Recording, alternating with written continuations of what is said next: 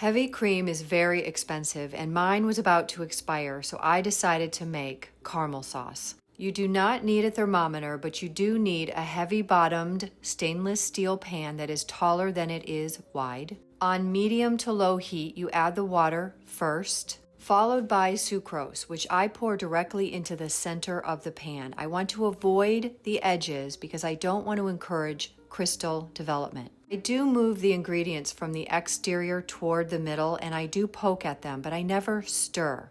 I add a few drops of tartaric acid to invert the sugar. This melting process takes around 15 minutes, and once I verify there are no sugar crystals on the bottom of the pan, I put a lid on for a good 2 minutes. This rapidly increases the temperature and allows moisture to drip down the interior edges to wash away sugar crystals that have accumulated.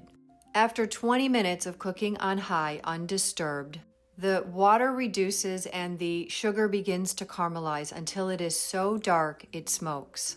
I turn off the heat and begin to add the tempered cream very slowly while whisking. The temperature in the caramel is so hot that I don't need a flame underneath. It took me 10 minutes to slowly add the cream and allow it to become incorporated before beginning to add the tempered butter. It's smart to remember that even at this stage, this caramel is so hot it will burn you if it gets anywhere near your skin or clothing. I use the whisk as a ramp to allow the butter to slowly be added without plopping and splattering. And even though this is still very hot, it takes a few minutes for the butter to melt. You want to avoid using cold cream or butter. This not only brings the temperature of the caramel down too quickly, but it also bypasses a very important nuance. The warmer the cream and butter are when you add them to the caramel, the more closely in temperature they are to the caramel, so that that heat can access the sugars and the proteins in the cream and butter and toast them. While the last remains of butter are melting, I add some vanilla and salt for flavor, and I finish whisking everything in and verifying that it is a cohesive mixture. For safety's sake, I am paying very close attention to the work at hand. When you pour very hot caramel into a jar, put the lid on and screw it on very tight. Flip it upside down and let it rest.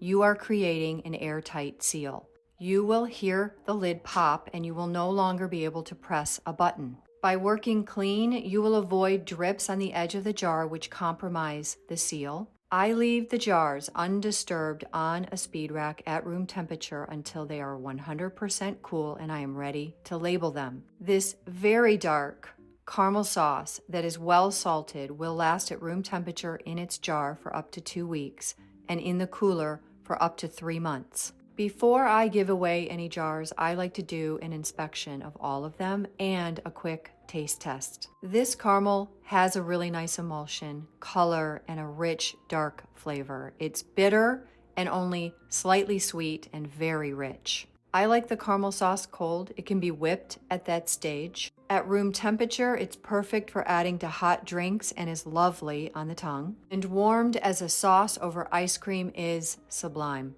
So my due diligence of checking dates and deep cleaning once a week, I discovered an ingredient I could turn into something greater than the sum of its parts. If you have never attempted a caramel sauce, this recipe and method is very approachable, and I encourage you to be careful, to have fun, and to enjoy the fruits of your learning.